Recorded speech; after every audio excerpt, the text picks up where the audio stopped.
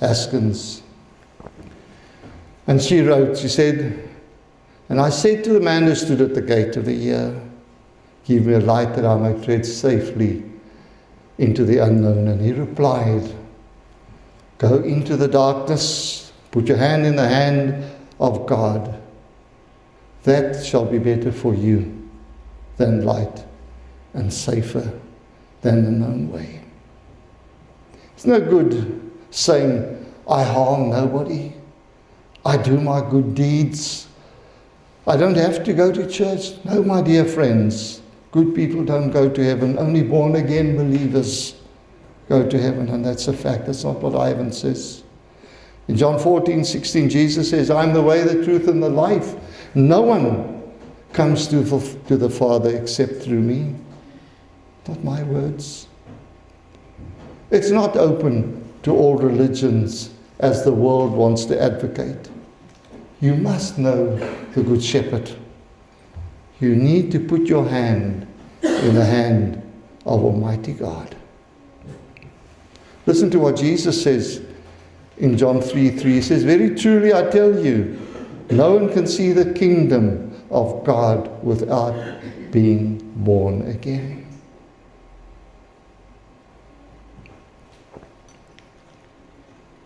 And then he continues in verse 16, the profound words, "For God so loved the world that he gave his only Son, so that everyone who believes in him may not perish, but have eternal life." Going to church is a command. Hebrews 10:25 says to us, "And let us not neglect our meeting together, as some people do." Some translation says, as some are in the habit of doing. "But encourage one another, especially now that the day of his return is drawing near." We need to interact with one another in order for us to grow in our faith. You see, the Moth Order was founded on Christian principles.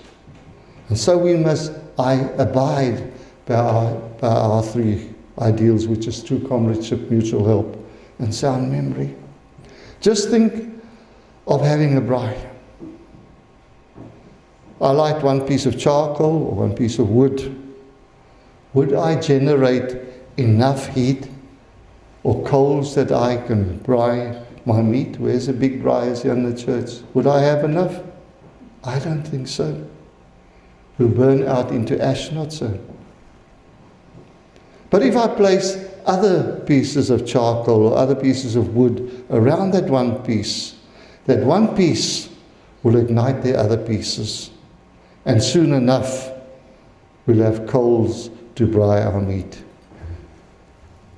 You see, alone, we will become like useless ash. That's why we need to go to a church. We need to become contagious. We need to ignite one another for Jesus. I want to leave you with a thought before ending off. God, and I know there's people of my congregation sitting here, God granted all of us today, but tomorrow was never promised to anyone. For our Afrikaans-speaking colleagues, God het vandag aan ons gegin, maar môre was nog nooit beloof nie. I want to end off with a poem that I believe Arthur would have wanted us to hear. When I come to the end of the road and the sun has set for me, I want no rights in a gloom-filled room. Why cry for a soul set free? Miss me a little, but not for long, and not with your head bowed low. Remember the love that we once shared. Miss me, but let me go. For this is the journey that we must take, and each must go alone. It's all part of the Master's plan, a step on the road to home. When you are lonely and sick at heart, go to the friends we know. Laugh at all the things we do. Miss me, but let me go. I want us to sing a lovely hymn that was selected. An old hymn, Amazing Grace. I should have sung it in the beginning, but I think my emotions have just gone haywire with me this morning. We can have the background. Shall we stand and we sing Amazing Grace?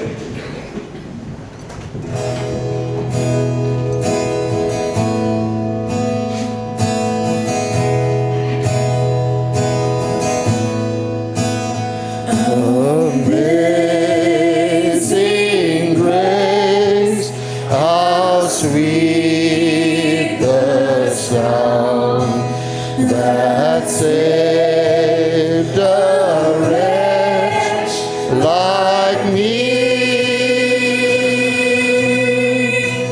I once was lost, but now I'm found. Was blind, but now I see. Through many dangers, toils, and snares, I have already come. 'Tis grace that brought me safe thus far, and grace will lead me home.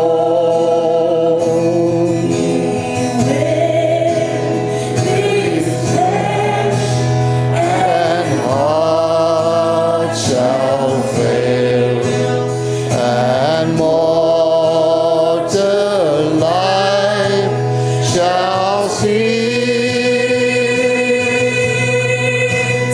I shall possess within the veil a life of joy and peace.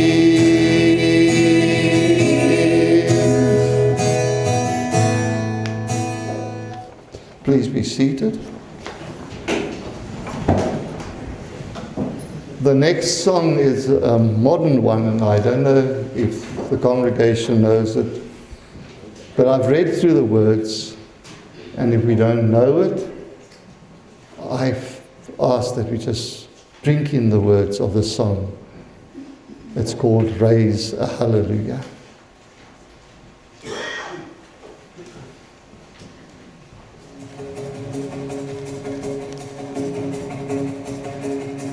I raise a hallelujah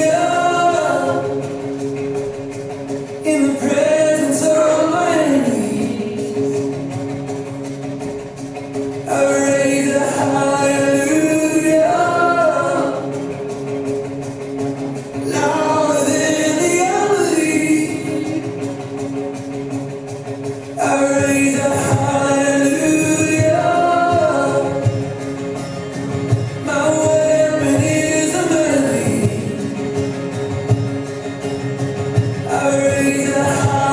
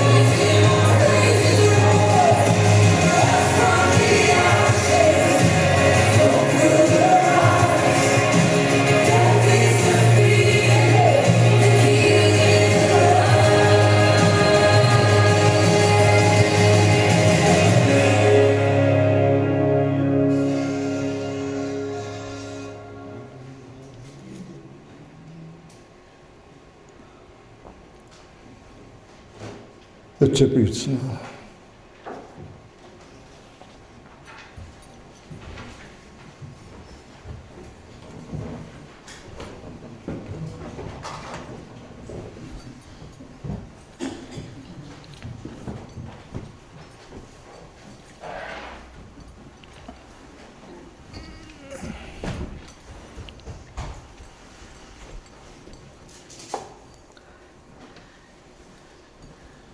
I want to start off to say, by switching on the mic, that's a good thing.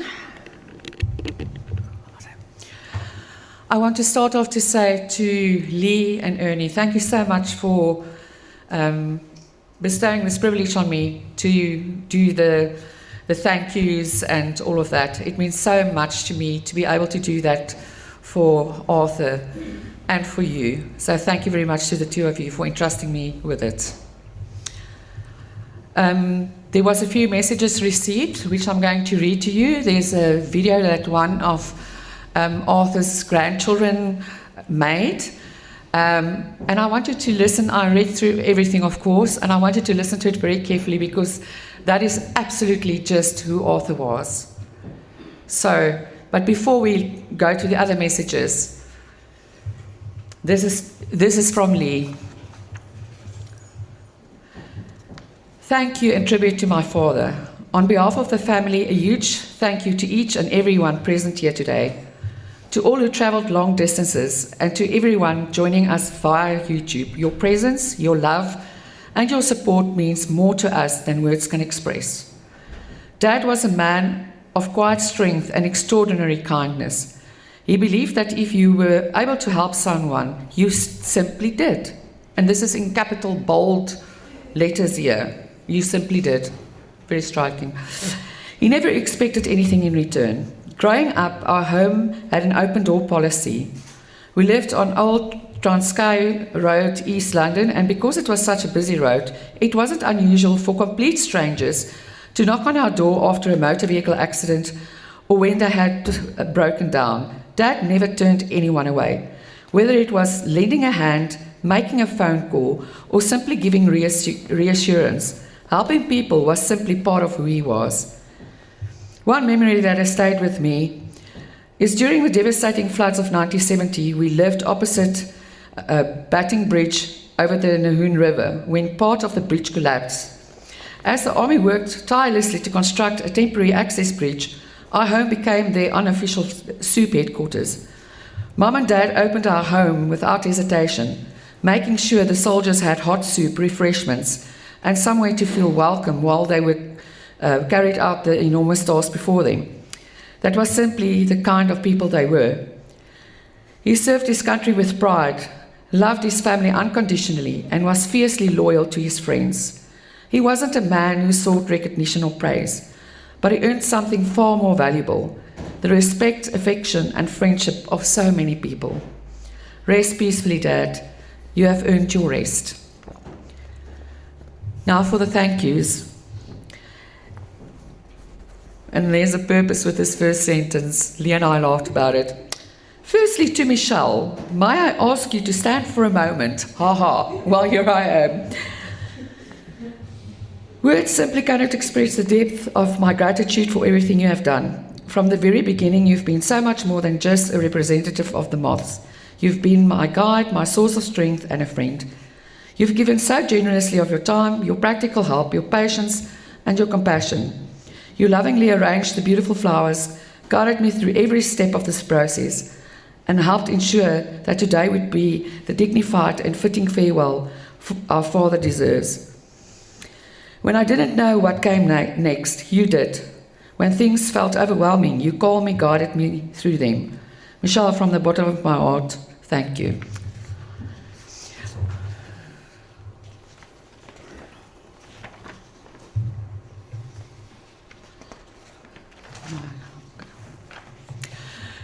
A special thank you to the Greiling family, many of whom could not be here today, but have stood by us from afar with their love, encouragement and support. It has meant more to us than you know. While we gather today to celebrate Dad's life, we also remember Rowan. To Kerry, Lee, Ryan, our family admin man, and Kristen, please know that today, as we celebrate Dad's life, we also honor Rowan's memory. May you find comfort in the love that surrounds you and in the precious memories you shared with him. To to my boys, Wade and Jared, thank you for your love and support. I'm incredibly proud of both of you, and I know your Gramps was too. To Peter and Sonia Stowe, thank you for your unwavering friendship, love, and support to the Dad over so many years. Friendships like yours are rare and precious, and yours was one that he truly treasured. Thank you for always being there for him, for the many memories you have shared together, and for the kindness and care you have shown our family. We are deeply grateful, and we know Dad would have wanted us to thank you for being such a loyal, faithful friends. To Alistair, thank you for being such a loyal and treasured friend to Dad. I think you have probably known him longer than anyone else here today. I first met you when I was just 10 years old, which is everything about the remarkable length of your friendship. Through all those years, you remained a constant in Dad's life, and we thank you for always being there for him. To my staff, Megan, thank you for holding the fort when I needed you most. Gershwin, you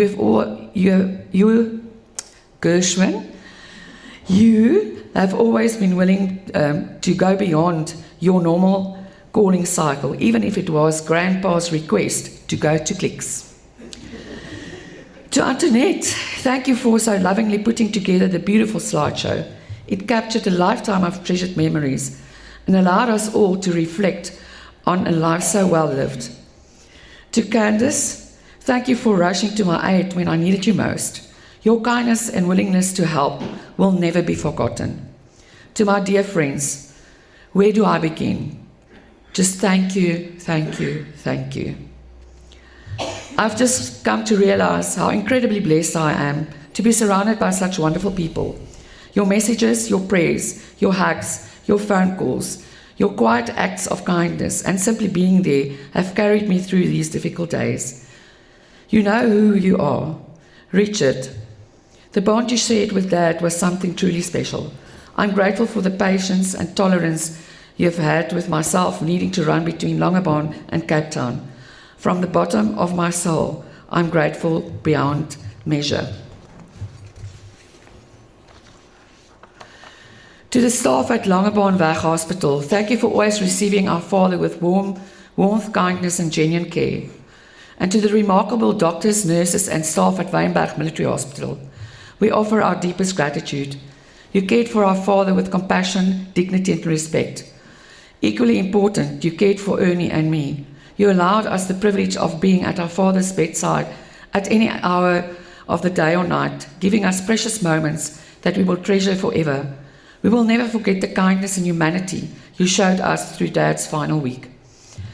Finally, to everyone from the Moth, thank you for your friendship, your support, and for honouring our father in such a meaningful way.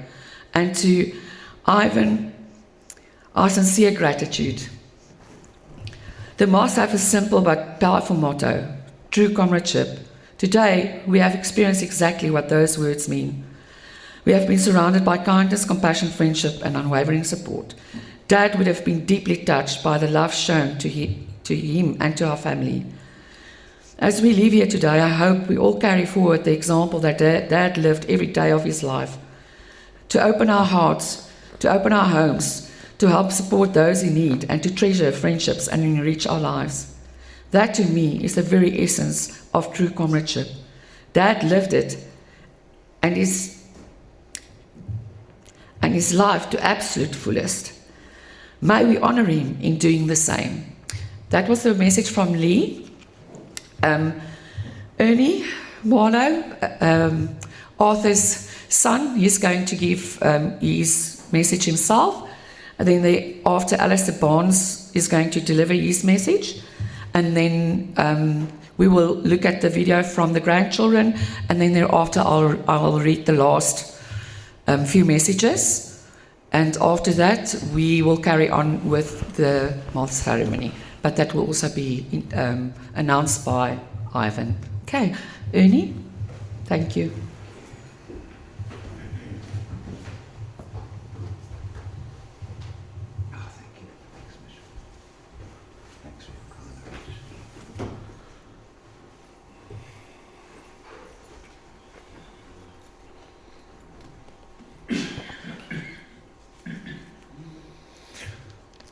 Good morning, everybody, and a big welcome and thank you to everybody that has managed to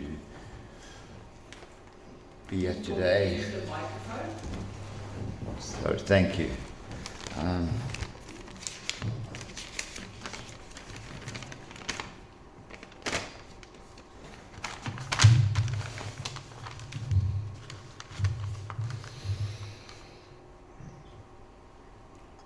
I don't normally do very much public speaking, but I'm privileged to be here today to honor my dad's spirit. He is everything about him. I would firstly, before I even say anything about my father, like to just tell everybody a little bit about what he told me about where he lived and how he grew up. And my dad, he grew up in East London on the Eastern Beach for much of his life, much of his very young life. And his father was a soldier, so his father was not often at home. And he showed me where he lived. He used to live, they had a house on the actual, just to the left of the Eastern Beach, about 300 meters north of the Lifesaver Shack at the Eastern Beach, right against the tree line, or just behind the tree line. That's where he actually physically grew up. That house was there because his father used to maintain city infrastructure, pipe work and that was placed in that area. So he grew up on the beach, really like on the beach. And he told me incredible stories about when he was there, the life they had, the blessings they received from God. He would tell me about one day when the family didn't have much food, there wasn't much food around, how down in a rock pool, very close to the house, he went down there, and it was low tide, and he looked into this pool and he saw these big cob, 5 of them all stuck in this pool. He then ran like hell to find for backup, he was a military man early. He went and he found his sister, Auntie Dolly, my Auntie Dolly, the late Auntie Dolly, beautiful woman. And she grabbed a grain, which is like a stick with spikes on it. And she ran down to this pool and she grained these cob, knocking the stick grain in and pulling them out. And he said, there the blessings were, my dad was always a godly man. But one story I'd like to tell you, just to give you a bit of insight that not too many people know about. When he was young, before he even went to school, he used to have very long hair and golden locks halfway down his back. I don't know if you could actually even imagine Arthur Marlow that way. But yeah, and he told me how devastated he was when his locks were cut off and he was sent to school. I thought I might just share that with you. But yes, my dad, you know, I had a tremendous amount of stability growing up. My dad provided that for myself and our family. When I could first start really comprehending, remembering things, we were all living at 158 Old Transkei Road. Yeah, people will tell you about that address. There's many a good time that happened there. My dad, he was always a man that created unity. Everybody and anybody was always welcome in our home, which was a true blessing because, people would just spontaneously arrive and it was like godly in a way, it was beautiful. Beautiful. We had a really lekker. That's my Afrikaans side of me coming up. Because you have to remember that Arthur Marlow, he married an Afrikaans princess. That's how I describe my mother. I never had a chance to say goodbye to my mother or attend her funeral. I was at sea on my way to Australia when my mom passed. So bless her soul as well. She was part of my dad's life and an absolute beautiful woman, When we would, anyone walking into that house at 158, normally there would be the smell of those cookies she was famous for. Everybody that ever came to that Nahoon Valley home was always given a sample of her delights, and she really was an extraordinary baker, Yeah, so that's the type of house my father and mom created. They were a very good team, and we were privileged as youngsters to have that type of stability. Yeah.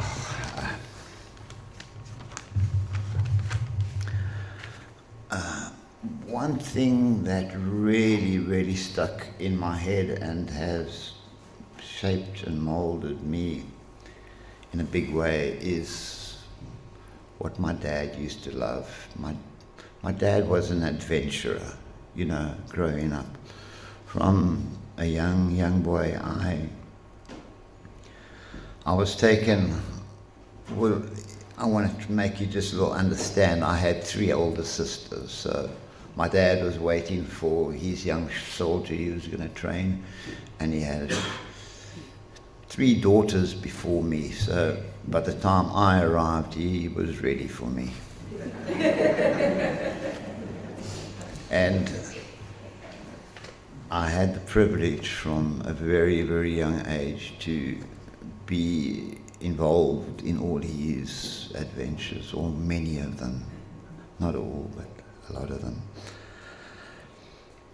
My dad taught me from a young age how to gather seafood.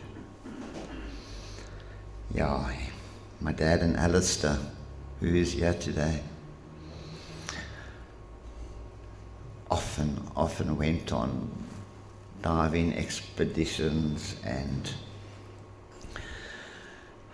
just showed me how to catch fish, how to dive for pearlies, how to collect seafood. We had, my dad was famous for his perlemoen. He used to put it in a pressure cooker, slice it up, or obviously clean it first, pressure cook it and then fry it in butter. And it was amazing. Yeah, you know, he was a person that skydived. He was a person that sailed. He took yachts from South Africa all the way to the Caribbean.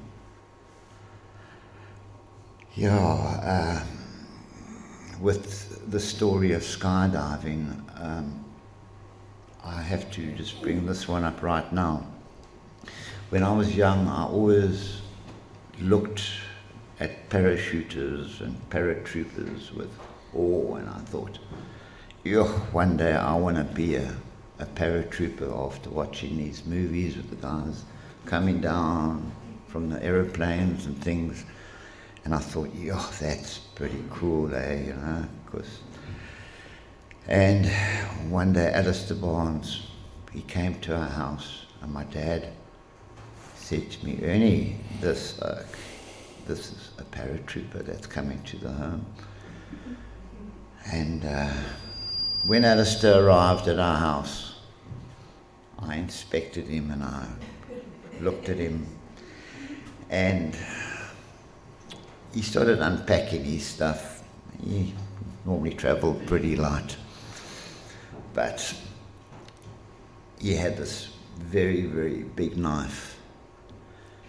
And I looked at this knife, and I knew this knife was a formidable knife. It was big like this, razor sharp, and it had those things that would pull your stomach out, you know. And I said to Alistair, Alistair, why have you got such a sharp knife? And he looked at me and he said, Ernie, when I jump out the aeroplane, and if that parachute tangles and it goes into, I think he said, like a candle story, my knife must be sharp so I can cut those rope away and I can pull my emergency chute. So I said, and I thought about this, and I thought about this, and I thought, and I actually said to myself, I don't really want to be a paratrooper. Because he did mention that if your knife wasn't sharp, I said, what happens if your knife isn't sharp? He said, well, Ernie, then you go splat. So, but my dad had many friends, and he had special friends. He had real friends, true friends, that when he would call them, many would always be there. Berend Ackerman was one of those guys, one of my dad's friends, that always was on the scene when we went on our trips to the Transkei. From when I can remember, 5 years old, I was taken with the men to the Transkei. And we fished, and I could tell you a million stories about those days. But we had very, very special times, and my dad taught me a lot. My dad taught me how to tie fishing knots, where the storyline went. Didn't always have to go the one that got away. He knew his stuff. He was a teacher. But when I was very young, and he was also a busy shotist, and a very, very good shotist at that, I might add. I witnessed how he could shoot. So from when I was a tiny tot, he had trained me to strip a 303 back in those days, and how to take the bolt out, and how to put the ramrod brush on and clean the barrel, oil it up, put it together, and also how to fire and shoot. I'll never forget my dad, the soldier, who taught me how to shoot. And he said to me, Ernie, I remember those instructions quite clearly. He would say, Ernie, now, come, get calm, get your breathing right, take some deep breaths. And now, I'll take these deep breaths. You'd say, okay, Ernie, pull that rifle, pull it in, make sure it's you and it are one.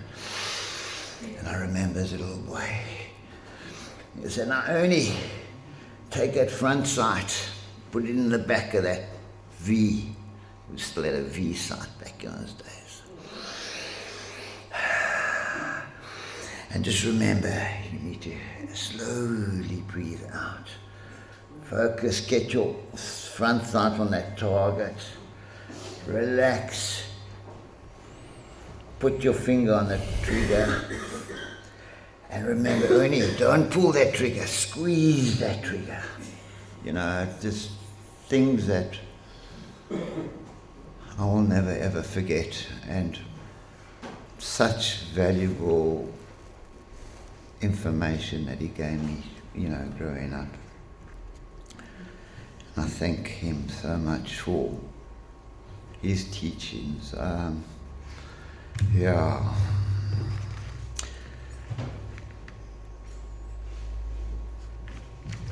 My father took us on some super holidays. As you know, our family. The one that really prickled my ears back in the day was he took us up to Rhodesia back in the day, and he hooked a little caravan on the back of his car and drove my mom, myself, I think Lee was with, and I think Corrine was with, and we met Anita on the journey up in Joburg. I think she was working and living up in Joburg, all the way up to Joburg, and then we drove all the way up to the Victoria Falls, and incredible times. Really, really took us on such adventures. And then while we were there, he took us in this light aircraft, and he chartered the aircraft, a small light aircraft, and I'll never forget as a kid, we were flying over the actual Victoria Falls, and as we were right over the falls, this door blew open on this little, with an explosion. Wah! And we looked down, like right into the falls with the open door. My dad grabbed the door, and the pilot steadied it, and he opened his little side window, because my dad was trying to close the door, and the door wouldn't close because of the pressure. And then he managed to get it closed, but there was never a dull moment with Arthur Marlow. Some of my dad's talents, he was a talented man. As a youngster, after he had gone to school, finished his schooling, he got into auto trimming. He was a trimmer. Was his first trade that he got involved with. And growing up, if anybody had a broken couch or torn, he would get his sewing machine out, and I'm sure a lot of you people in Longabon also, his sewing machines went with him until the day he died. He still loved his sewing, and he used to make these fantastic bags, in his later years now, and all sorts, he's just so talented. he used to be such a good shotist as well back in the day. I remember as a youngster almost living on that rifle range in East London, close to the old Grand Prix track in East London. He shot off thousands of rounds there. Yeah. And I, as a young man, I was often taken along. So I used to play in the pits and pick up all the old scrap metal and pieces of copper and lead out of those embankments. Yeah, it was quite something. Yeah.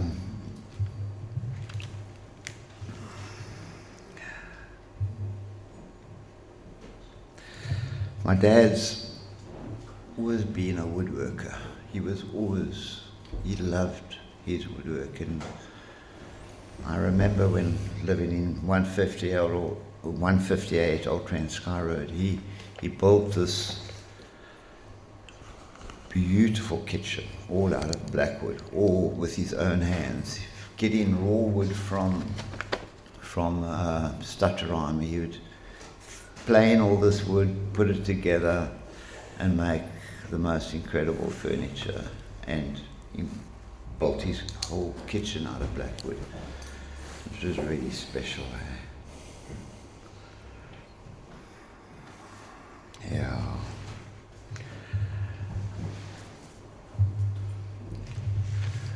To the moths,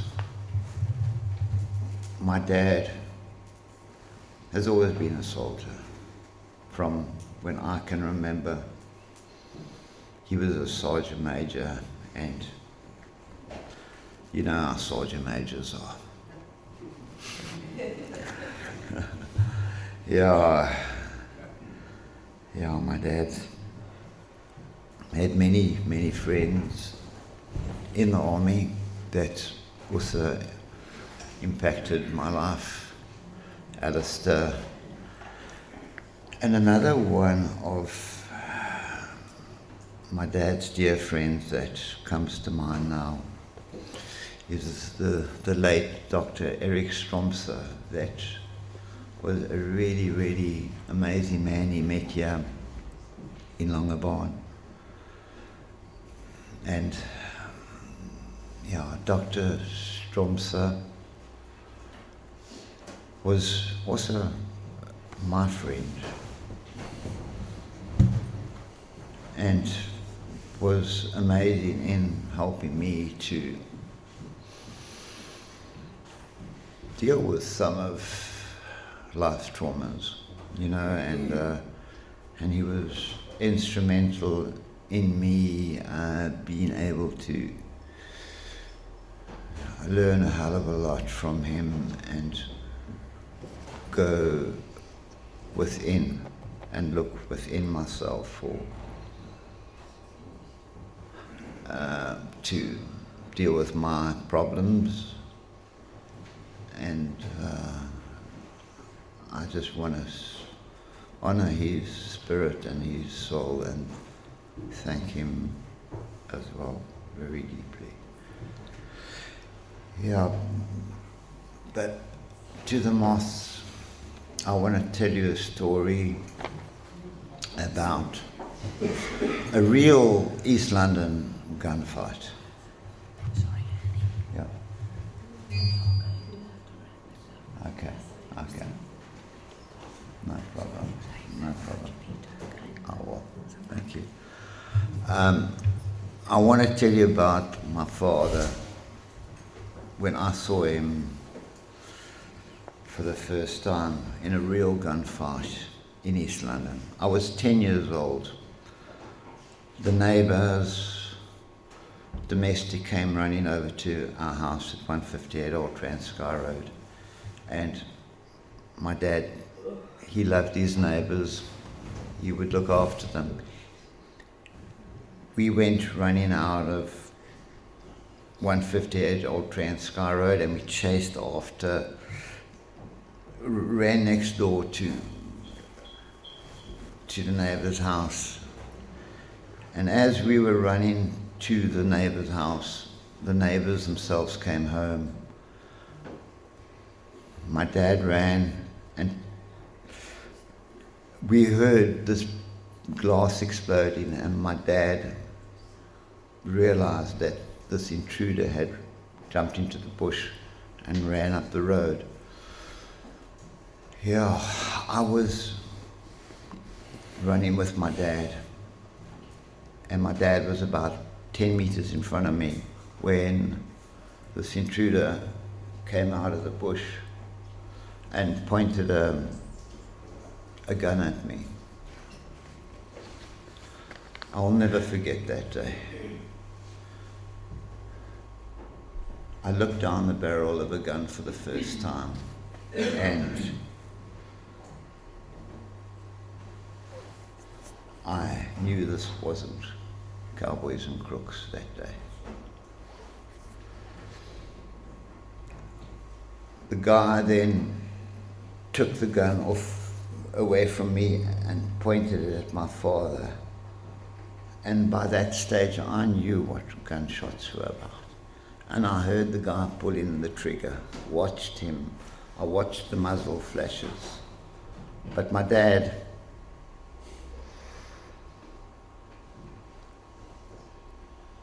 took those shots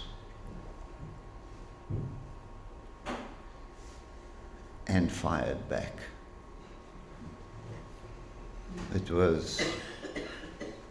He was a true soldier.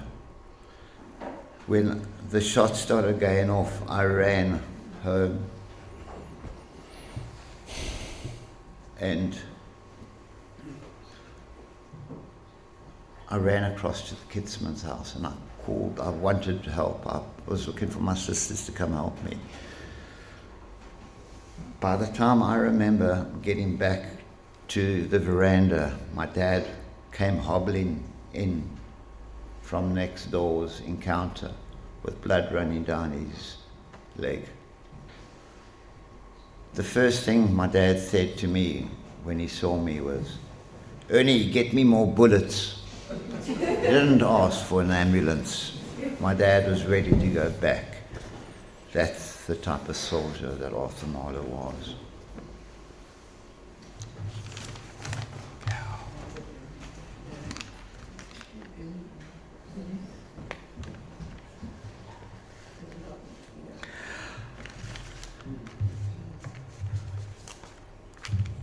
I thank everyone again. I just thought I have to share some of, my dad was a real soldier, and he taught me so much, and thank you guys.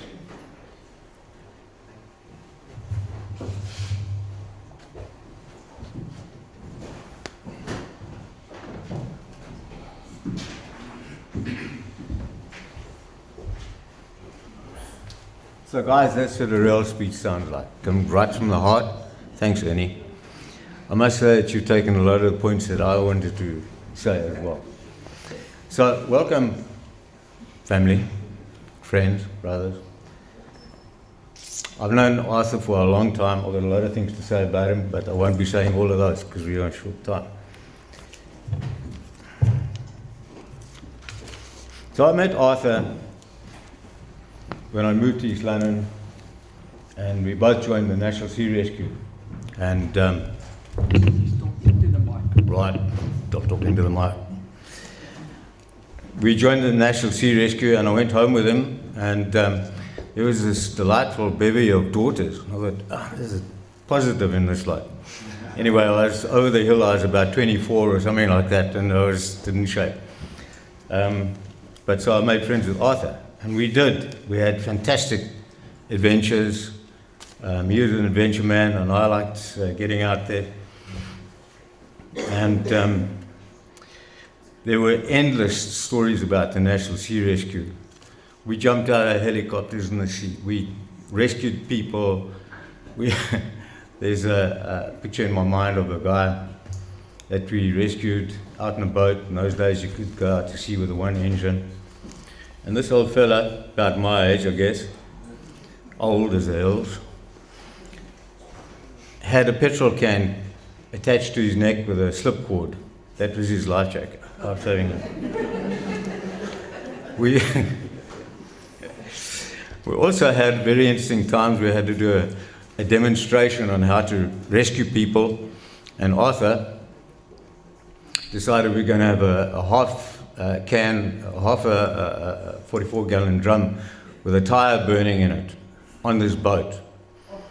And so we had this thick black smoke, and we had a demonstration of the Orient Beach, and about at least 8 or 10 people got there to watch.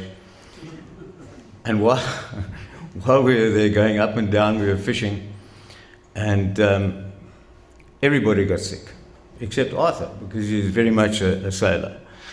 And he said, "Why are you guys getting sick like this?" And he took a pilchard and he put it between 2 pieces of bread, and he ate it. And we all got sick again, except Arthur. Then there was a bit of a silence, and then Arthur turned green as well. So that was his pilchard sandwich. Never forgotten. That smoke, I'll still remember. Then we had many, many trips to Dubidenga, which we called the Transkei. And we used to go to places like Shikini and Coffee Bay and Hole in the Wall and all those beautiful places. And we were really quite feral. And this little bugger used to come with us. And we'd wrap him in a wetsuit and push him across these swollen rivers, you know, and he was like this. And you'd be standing out in the middle of the night on the rocks, trying to catch a snapper or something like that. And you look back and you see this tiny little fire in the distance. And this oak wrapped in a greatcoat. You think, I wonder if he's still alive. The things that are lurking around there then. Yeah. Ernie, spoiled bugger. But he loved his dad and his dad loved him. We all loved him. And we had to put up with him. We had many wet weekends in the Transkei. We'd go there sort of not really loaded with food because we're going to catch what we're going to eat. And we starved a lot of the time, but nevertheless, the only bugger who didn't starve was Ernest, because he got round to eating raw cockles and bits of catfish or any damn thing. And his favorite trick would be to mash up a cockle or oyster or something like this and go up to the people that were walking along the beach with their little fingers linked, and you know, say, "Look here, you got," and yeah, it terrified the people there. We got stuck in the mud. We slide down the hills in the cars. We all had company cars in those days. And a company car can do 100 miles an hour in reverse over a corrugated brick field. You know, so these things slid down the wet sandbanks. They turned over. We had a very interesting time once where we had a bit of a bulls party, and Arthur Marlow's cousin, I think it was Marius, was a police gymnast, and he decided he's going to show us how to do flick-flacks over Arthur Marlow's brand new company car. So he did that, and we had some more vodka. And then David did that, and we had some more vodka. And then Arthur charged at his car full tilt and tripped and made a dent in his driver's door, like that. And yeah, so in the morning when you looked at that car, it looked like it had been in a serious tussle with a rhino. We used to go fishing off East London. One of the things we did, we used to go out in Peter Dodge's boat, catch a lot of skarmhaai, you know, and peel them and make them into king clip, and they would sell well like that as king clip. And so Arthur Ernie's taken a lot of the things I wanted to say, gladly. Arthur was in charge of a panel shop, and he was a very, very good panel beater. Arthur was the type of guy that would do anything at any time. You just ask him, Arthur, can you? And he'd say, yeah. And sometimes it wasn't as good as it should be, but it nevertheless was done. And he then decided to join the AA, which is not the Alcoholics Anonymous, it is the Automobile Association. And he became the assessor for the Transkei. And in those days, the Transkei had just been given to the people who lived there, and they got cars, and the average bakkie lasted about 3,000 kilometers, and it was wiped out. And he had lots to do. He's a very, very busy boy.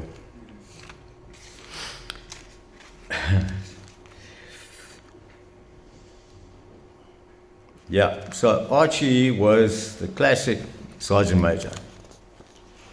He was built like a Sergeant Major. He had the short body and long body and short legs and short arms and a jaw like a bulldog. And he didn't have a broken nose for nothing. And I believe he's been breaking his nose now as well. So, yeah, he was the ideal Sergeant Major, and completely trustworthy and dependable, and a man of his word. Whatever he said he was going to do, he did. Whether you liked it or not, he'd do it. All right, and that's what it's all about, guys. But more. Then comes Wilhelmina. Well, actually, Wilhelmina comes first, of course. He's lovely, gentle, kind, pretty lady who looked after all the deadbeats and the drunks and the guys that came there and were not really wanted.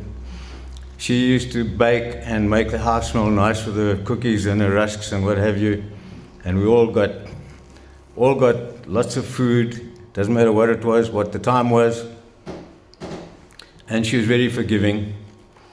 And she had to be, sadly. But anyway, she was a wonderful person. And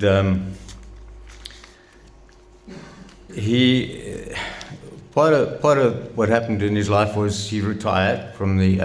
And he went to live he became in a bit of a reduced circumstance, and they moved to the Transkei.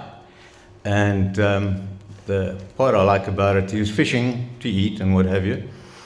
And he developed a problem with his hip, and he had a hip replacement. So they saw the doctor at Lusikisiki. And Lusikisiki, I don't know if you guys know it, but it's pretty rural.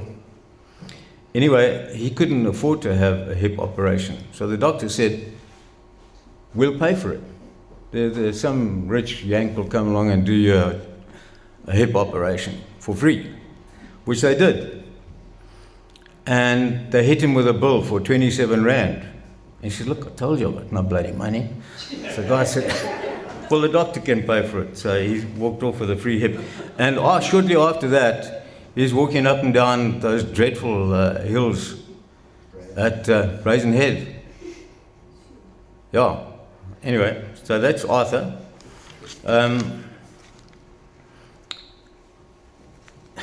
Yeah. Then he moved to Langebaan after that. And he lived here in a lovely house. And Wilhelmina said to me, you know, Alistair, I can't believe my luck. This is such a lovely house, and it's pretty, and we've got everything we need, which wasn't a lot, but everything I needed. And I said to her, you know, all the times that you have been so giving and loving towards other people, this is your payback time. You know, you earned it long ago, and this is your payback time. And she couldn't believe that life could be so fantastic. And then she left us, I'm afraid. And Arthur was very, very, he was a broken man. And he loved Wilhelmina like you can't believe. We know how much. And it wasn't evident always. And it's like all of this, we should remember this for ourselves. If you love a person, tell them. Make other people know that you do. Anyway, Wilhelmina died. And Arthur was reduced again in circumstance, and with the kindness of you guys and the family, and there's some very, very wonderful friends out there who looked after him and loved him and cared for him. And he lived a very acceptable life. And he didn't think it was tough. He thought it was lekker. So he was struggling with his health lately. And 94 years old. You know, he sent us pictures of going diving and collecting perlman when he was 93. How many of you guys are going to go diving when you're 93? Come on. Anyway, so, chaps, that's all I've got to say about Arthur. There's plenty to talk about. And I don't know if I may, but I thought he would love it if I said to him,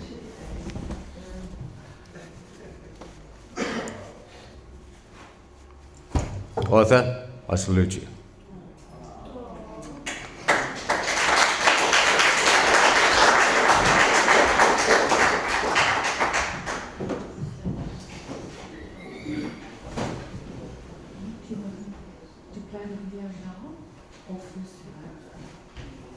Your choice. Okay.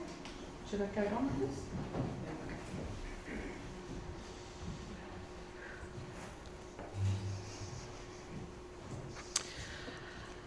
I now have some messages from friends and grandchildren to share with you.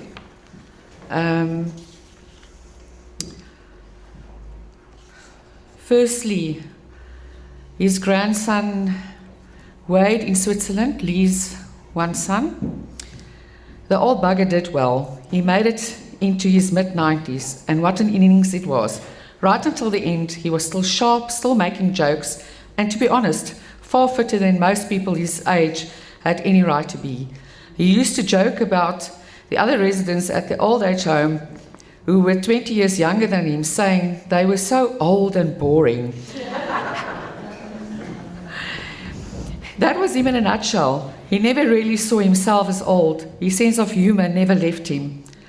I think that's something we can all be grateful for.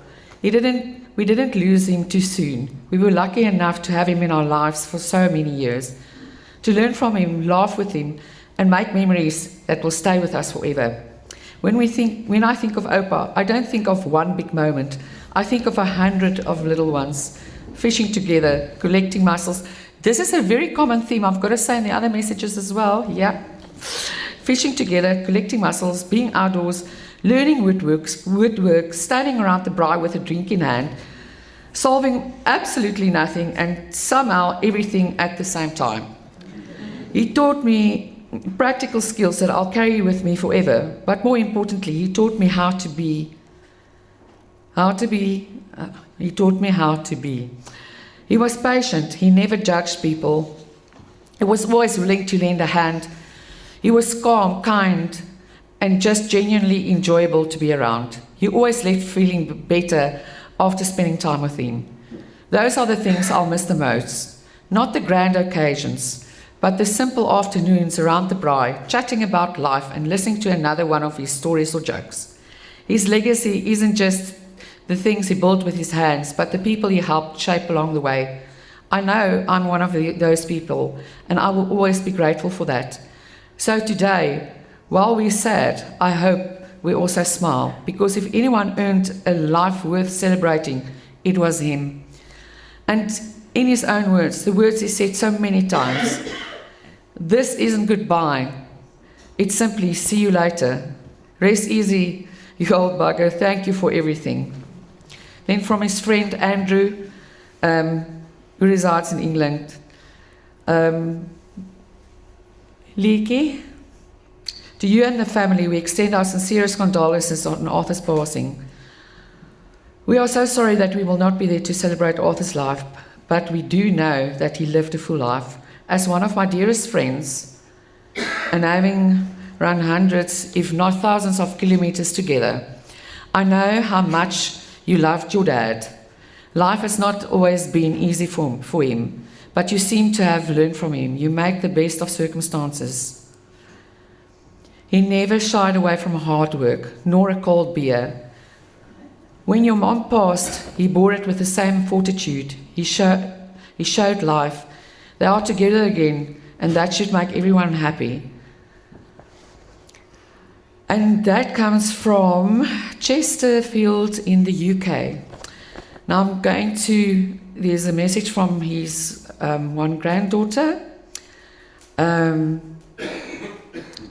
Dear grandpas, Lee, how do I pronounce this? I know there's, but grandpas, you'll see when we watch the video, he's got a lot of names among the grandchildren, but anyway. The first time I met you was on a sailing trip from Cape Town to Mossel Bay. At the time, you were 88 years old, and I was impressed that old Grandpa joins this journey. You didn't talk a lot, but I noticed how happy you were as soon as we left Cape Town and set sails. On this trip, you taught me how to fillet and fry fish and let me in on this little secret. The wings that are actually the best part, though hardly anyone realizes it. Over those 5 days, you told me lots of exciting stories about the bush, and you shared that you miss Granny a lot. I instantly felt a deep connection to you. Thank you for showing me where to dive for the biggest mussels in Langebaan, how to clean and cook and pickle them. Thank you for teaching me how to make a proper fire. Thank you for believing in me. Thank you for encouraging me to try new things, and for reminding me that it's okay not to succeed the first time. What matters is getting back up. What matters is getting back up and trying again. Not everything needs to be perfect. A boer maak 'n plan, you told me many times. Even though I only got to know you 7 years ago, I'm endlessly grateful for all the adventures we got and experienced together, for the love you showed me. For me, you are the best and the coolest grandpa I could have wished for. I will always carry you in my heart and remember our wonderful times together. Love, Ramona. Okay, I have a last message from friends. Then we're going to watch the short video clip from the grandchildren. And then thereafter, we are going to carry on with the moth ceremony. Okay, this one is going to be a little bit difficult. Soos ons in Afrikaans sê, gelukkig het ek versterkings gebring. So, this is from Melvin and Michelle. The last time that we visited Arthur was at where he was residing, and Melvin pinned a poppy on Arthur, for Remembrance Day in November. And we started chatting. Melvin was sitting on the wheelchair, Arthur on his chair. We sort of and he first wanted to give up his chair for Melvin and said he would sit in the wheelchair. And Melvin just said, no. Oh, and Melvin called him sir. My husband's very polite of nature, unlike his wife at times. But anyway, left at that. So he would always address him as sir, or Arthur sir. And then Arthur would say, you don't have to say, sir, I'm Arthur. And then he would say, yes, sir. But anyway, so they had a very special relationship. My husband is not a groepsdier soos ek nie. But when he makes friends, man, and those two, they would sit and talk for hours. And then, while we were talking, he all of a sudden remembered, I think we talked about the moth or the shalal, and he said, no, but he has his membership card of 1972. I said, Arthur, 1972? Yes, 1972. So Melvin had to start looking for that membership card. We looked all over the room, and lastly, Arthur pulled out his wallet and said, wait a minute, I think it's in here. And that is, he literally had his membership card of 1972. So that was just that little anecdote that I wanted to tell about that. This is from Melvin.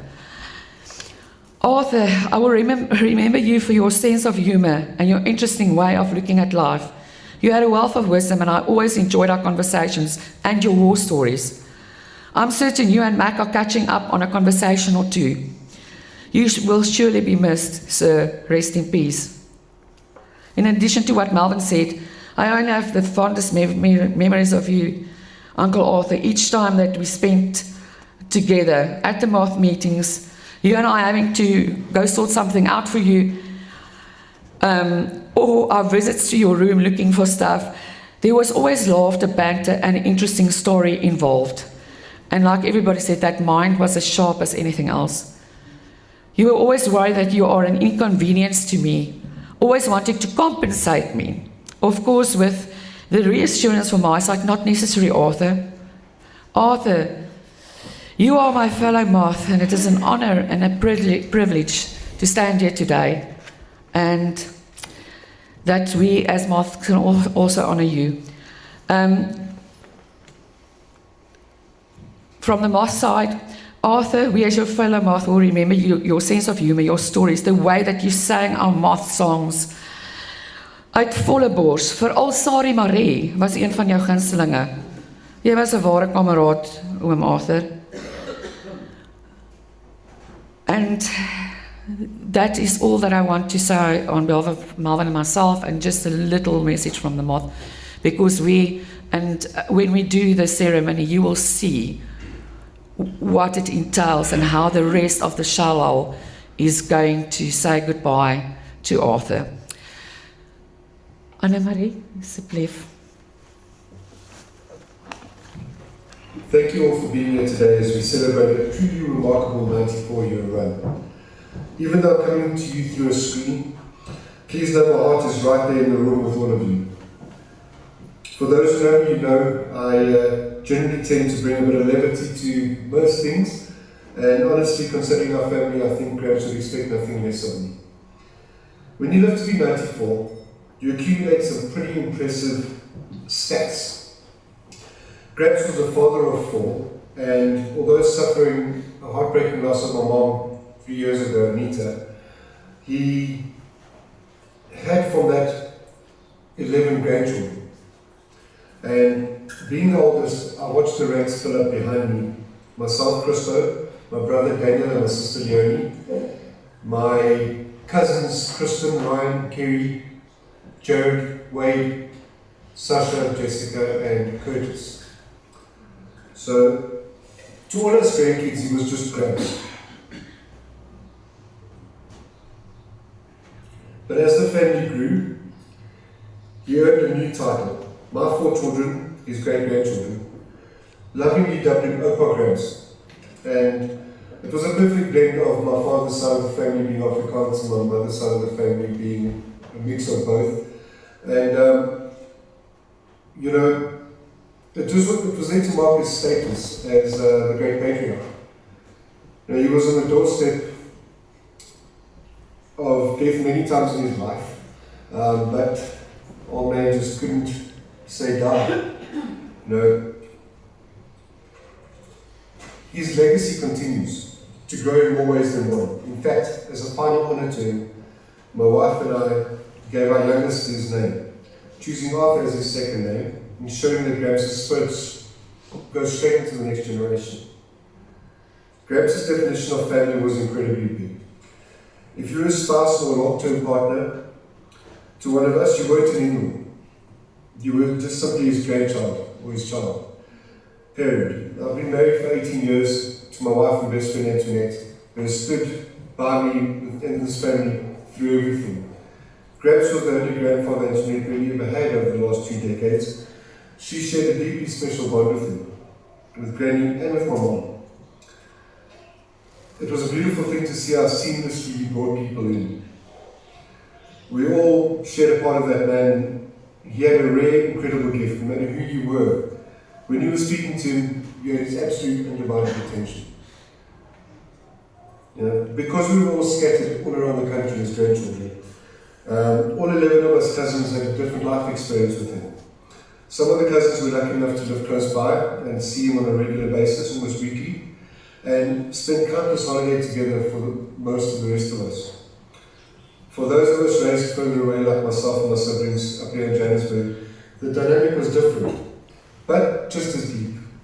I used to manage to get down to East London for 2 or 3 holidays a year when I was a kid. All up and down the coast, Hugger, Carmouth, Morgan's Bay. Some truly wonderful memories. Now, learning from Gramps wasn't exactly a great Montessori sort of experience. It was tough now. If I messed up, he was hard on me. He lived by a very strict philosophy. Cowboys don't cry. You listened, you learned, you adjusted your bootstraps, and you moved on. It made for a phenomenal, memorable childhood. Of ocean fishing, diving, watching cricket with him and Granny, watching sport, playing pool in the garage downstairs. Now, through all those decades, he never wavered though. You know, he was always the exact same old man. He loved his woodworking, his meat, the ocean, and as many of you in this room know, the occasional sambuca.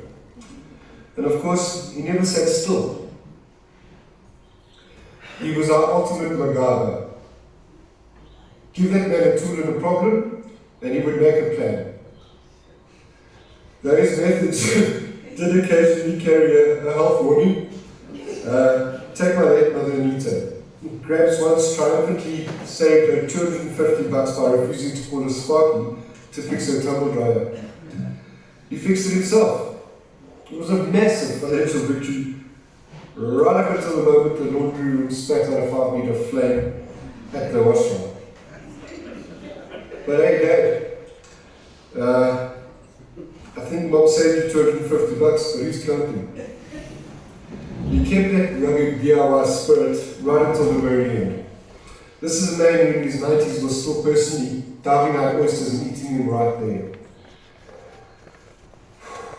When he and Granny moved out to Lagavon about 20 odd years ago, he found his second home at the yacht club.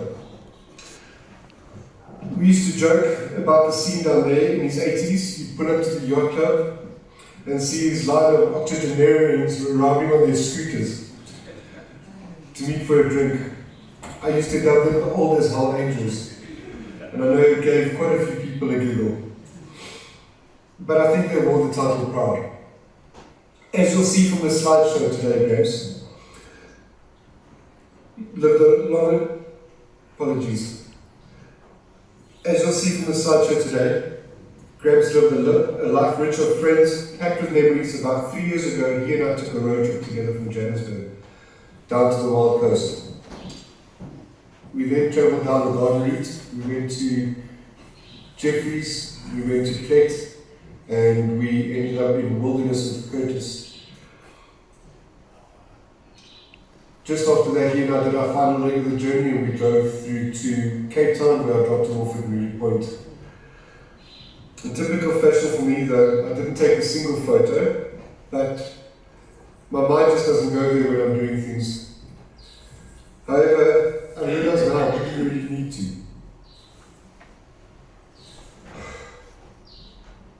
Those 3 days of driving, just spending time with him on some adventures, a couple of beers, these are burned into my mind forever.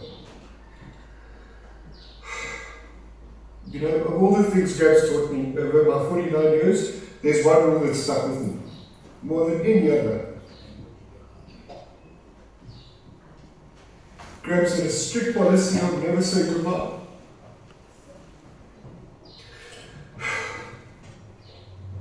To him, goodbye was too final. It meant you would never see each other again. So instead, he insisted on see you later. Because see you later, private promise, it meant the story isn't over.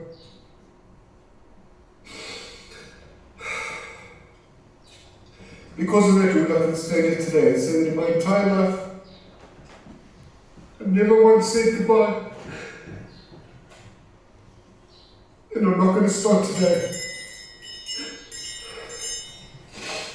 So to our favourite fisherman, our fire-starting MacGyver, a member of the Old as Hell Angels, and the man who built this incredible family. We love you, we miss you, and see you later.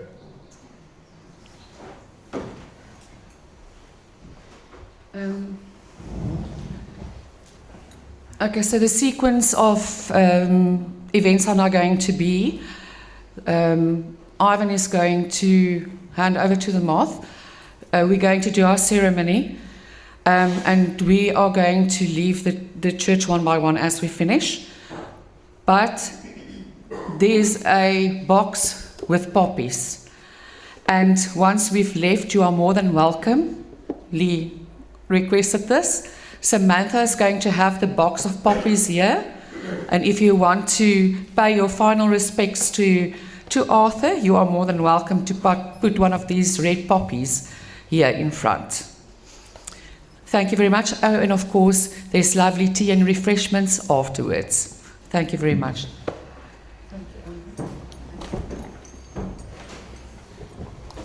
Olwell, will you come forward, please?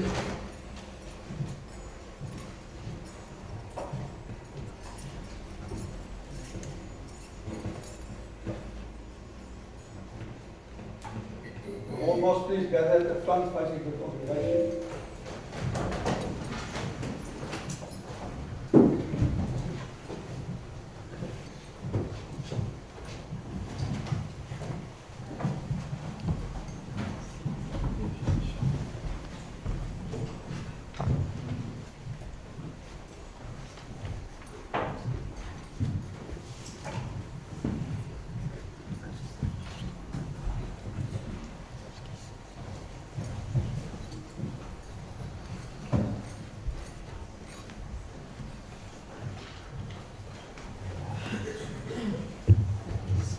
Be it known to all present that Arthur Bernard Marlow of West Coast Hotel Shallow has answered the sunset call and has gone to meet the higher command. Much attention. I said to the man who stood at the gate of the year, "Give me a light that I may tread safely into the unknown." And he replied, "Go out into the darkness and place your hand in the hand of God. That for you shall be better than a light and safer than a known way." So I went forth, and finding the hand of God, trod gladly into the night, and he leads me towards the hills and the breaking of a new day. Nos salute. Self the last post.